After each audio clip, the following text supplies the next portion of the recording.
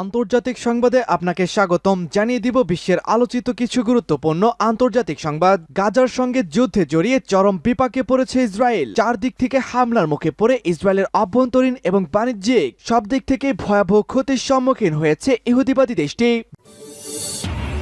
জানিয়ে দিব ইউরোপের ২৬টি দেশ অবিলম্বে গাজায় যুদ্ধবিরতির দাবি জানিয়ে নেতানিয়াহুকে চাপ দিয়েছে মন্তব্য জোসেফ বোরেল। এদিকে জাতিসংঘকে বুড়ো আঙুল দেখালেন পুতিন, ক্ষোভে ফুঁসে উঠেছে পশ্চিমারা। থাকবে ইসরায়েলের হুমকি, জিম্মিদের মুক্তি দিতে যে শর্ত দিল হামাস। সর্বশেষ জানিয়ে দিব হুতি হামলার পর এডেন উপসাগরে ডুবে গেল ব্রিটিশ যুদ্ধজাহাজ। দর্শক শুনছিলেন সংবাদ শিরোনাম, এবারে জানিয়ে দিব বিস্তারিত। তার আগে আমাদের ভিডিওটিতে একটি লাইক দিন এবং চ্যানেলটি সাবস্ক্রাইব করে পরবর্তী আপডেট সংবাদ সবার আগে পেতে আমাদের সাথেই জুড়ে থাকুন। গাজার সঙ্গে যুদ্ধে জড়িয়ে এবার মহাবিপাকে ইসরায়েল গত ৭ অক্টোবর থেকে গাজায় হামলা শুরু করেছে। এই হামলায় গাজায় এ পর্যন্ত ২৯,০০০ মানুষ নিহত হয়েছেন। এই সংঘাতের ফলে এবার বিপাকে পড়েছে ইসরায়েল। চলমান যুদ্ধের ফলে ইসরায়েলের অর্থনীতি ব্যাপকভাবে ক্ষতিগ্রস্ত হয়েছে। যুদ্ধের নেতিবাচক প্রভাব পড়েছে বলে সতর্ক করেছে বিশ্লেষকেরা। বিশ্লেষণে দেখা গেছে ২০২৩ সালের শেষ প্রান্তিকে ইসরায়েলের অর্থনীতি সংকুচিত হয়েছে ১৯.৪%, যা প্রত্যাশার দ্বিগুণ। এই তথ্য নিশ্চিত করেছে দেশটির রাষ্ট্রীয় পরিসংখ্যান ব্যুরো অধিদপ্তর। খবর আনাদুল এজেন্সি। ফিলিস্তিনের গাজা যুদ্ধ সরাসরি প্রভাব ফেলেছে দেশটির অর্থনীতিতেও। গাজায় যুদ্ধ পরিচালনার ফলেই দেশটির অর্থনীতিতে নেতিবাচক প্রভাব পড়েছে বলে সতর্ক করেছেন বিশ্লেষকেরা। পরিসংখ্যান ব্যুরোর তথ্য মতে গত বছরের শেষ ৩ মাসে মোট দেশীয় উৎপাদন বার্ষিক হিসাবে হ্রাস পেয়েছে ১৯.৪%। এছাড়া ইসরায়েলের সাধারণ জনগণের ব্যক্তিগত খরচ হ্রাস পেয়েছে ২৬.৯%। গাজা যুদ্ধে অধিক ব্যয়ের ফলাফল নেতিবাচক প্রভাব ফেলেছে দেশটির নিম্ন আয়ের মানুষের ওপরও। তারা তাদের জীবনযাপনের ব্যয় কমাতে বাধ্য হয়েছে। অন্যদিকে ২০২৩ সালের প্রথম প্রান্তিকে দেশটির জিডিপির বৃদ্ধির হার ছিল ৩.১%। ইউরোপের ২৬টি দেশ অবিলম্বে গাজা যুদ্ধ বন্ধের দাবি জানিয়েছে বলছে বোরেল। হাঙ্গেরি ব্যতীত সমস্ত ইউরোপীয় ইউনিয়নের দেশ সোমবার গাজা যুদ্ধে অবিলম্বে মানবিক বিরতির আহ্বান জানিয়েছে। ইউরোপীয় পররাষ্ট্রনীতি বিষয়ক প্রধান জোসেফ বোরেল এসব কথা জানিয়েছেন ৭ অক্টোবর ইসরায়েলে হামাসের হামলার পর গাজায় ইসরায়েলের ভয়াবহ সামরিক অভিযানের বিরুদ্ধে ঐক্যবদ্ধ পদক্ষেপ নেওয়ার জন্য ইউরোপীয় ইউনিয়ন জোর প্রচেষ্টা চালিয়েছে। তবে বোরেল বলেন ২৬টি দেশের পররাষ্ট্রমন্ত্রীরা একটি স্থায়ী যুদ্ধবিরতির আহ্বান জানিয়ে একটি বিবৃতিতে সম্মত হয়েছে। ইউ দেশগুলো ইসরায়েলকে গাজার শহর রাফায় আক্রমণ না করার জন্য তাদের আহ্বান পুনর্ব্যক্ত করেছেন, যা ক্ষতিগ্রস্ত অঞ্চলের প্রধান আশ্রয়স্থল হয়ে উঠেছে। হাঙ্গেরি ইসরায়েলের কঠোর সমর্থক ও প্রায় দেশটির সমালোচনামূলক ইউ বিবৃতির বিরোধিতা করে। অন্যান্য ইউ দেশ যেমন জার্মানি এখন পর্যন্ত ইসরায়েলের কার্যক্রম অবিলম্বে থামানোর আহ্বান জানাতে অনিচ্ছুক। ইসরায়েলের আত্মরক্ষার অধিকারকে সীমিত করতে পারে এমন কোনো পদক্ষেপ সমর্থন করতে দেখা যায়নি। হামাস পরিচালিত ভূখণ্ডের স্বাস্থ্য মন্ত্রণালয় বলছে গাজায় ইসরায়েলের সামরিক অভিযানে ২৯,০০০-এরও বেশি মানুষ নিহত হয়েছেন, যাদের বেশিরভাগই নারী ও শিশু। ইসরায়েল হুঁশিয়ারি দিয়েছে হামাস সমস্ত বন্দীকে মুক্তি না দিলে তারা রাফা সহ মুসলিম পবিত্র রমজান মাসেও আক্রমণ চালিয়ে যাবে।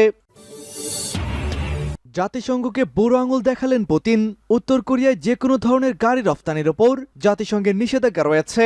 এ নিষেধাজ্ঞা সত্ত্বেও উত্তর কোরিয়ার নেতা কিম জং উনের জন্য একটি গাড়ি উপহার পাঠিয়েছে রাশিয়ার প্রেসিডেন্ট ভ্লাদিমির পুতিন। তাই এই গাড়ি উপহার দেওয়ার মাধ্যমে জাতিসংঘের নিষেধাজ্ঞা বিধিকে লঙ্ঘন করেছেন পুতিন।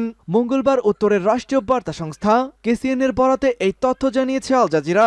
কেসিএন এর প্রতিবেদন অনুযায়ী রাশিয়ার তৈরি গাড়ি গত ১৮ ফেব্রুয়ারি কিমের শীর্ষ সহযোগীদের কাছে পাঠানো হয়েছে। এটি কিমের ব্যক্তিগত ব্যবহারের জন্য তৈরি করা হয়। তবে গাড়িটি কোন মডেলের বা কিভাবে উত্তর কোরিয়াতে পাঠানো হবে সে বিষয়ে কোনো তথ্য প্রকাশ করা হয়নি। গাড়ি পাঠানোর জন্য পুতিনকে ধন্যবাদ দিয়েছে কিম জং উনের বোন কিম ইয়ো জং। তিনি বলেছেন গাড়ি উপহার দেওয়ার মাধ্যমে দুই দেশের নেতার মধ্যে বিশেষ ব্যক্তিগত সম্পর্কের বিষয়টি স্পষ্টভাবে ফুটে উঠেছে। বিশ্বের বিভিন্ন গাড়ি নিয়ে উত্তর কোরিয়ার নেতা কিম জং উনের অনেক আগ্রহ দেখা যায়। এমনকি কিমের বিদেশি গাড়ির নিজস্ব সংগ্রহ রয়েছে। এসবের মধ্যে মার্সিডিজ, রোলস রয়েস ও রোলেক্সের মতো বিলাসবহুল গাড়িও রয়েছে।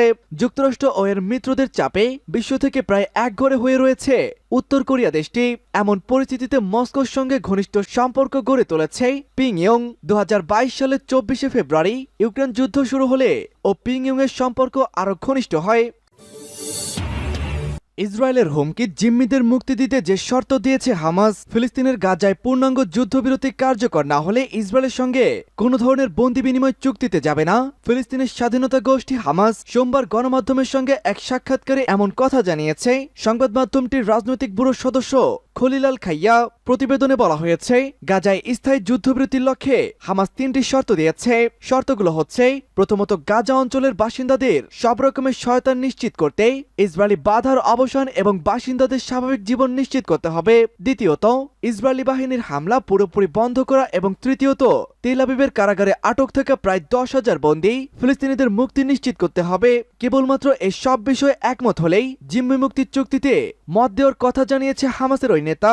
তবে এসব প্রস্তাবকে প্রত্যাখ্যান করেছে ইসরায়েল। হামাসের ওই নেতা বলেছেন, ইসরায়েল গাজা থেকে তাদের সেনা প্রত্যাহারের বিষয়ে অস্বীকৃতি জানিয়েছে এবং তারা কারাবন্দী ফিলিস্তিনিদের বাড়িতেই ফিরতে দিতে নারাজ। এর আগে গত 17 ফেব্রুয়ারি হামাসের প্রতি প্রস্তাবকে বিভ্রান্তিকর প্রস্তাব বলে আখ্যা দিয়েছিলেন ইসরায়েলের প্রধানমন্ত্রী বেনিয়ামিন নেতানিয়াহু। হুতিদের হামলার পর এডেন উপসাগরে ডুবে গেল ব্রিটিশ জাহাজ। স্কাই নিউজ আরাবিয়ার টেলিভিশন ইয়েমেনি সূত্রের বরাত দিয়ে জানিয়েছে, এডেন উপসাগরে নেভিগেট করার সময় ইয়েমেন ভিত্তিক হুতি বিদ্রোহীদের দ্বারা আক্রমণ করা একটি ব্রিটিশ জাহাজ রুবিমার এখন ডুবে গেছে। টিভি চ্যানেল ঘটনার অন্য কোনো বিবরণ প্রকাশ করেনি। এর আগে হুতিরা ঘোষণা করেছিল যে তারা রুবিমারে ক্ষেপণাস্ত্র হামলা চালায়। রুবিমার প্রতিনিধি ইয়াহিয়া সারিয়া তার টেলিগ্রাম চ্যানেলে একটি সংশ্লিষ্ট বিবৃতিতে বলেছেন, বিদ্রোহীদের দাবি অনুযায়ী জাহাজটি গুরুতর ক্ষতিগ্রস্ত হয়েছে এবং চলাচল বন্ধ করে দিয়েছে।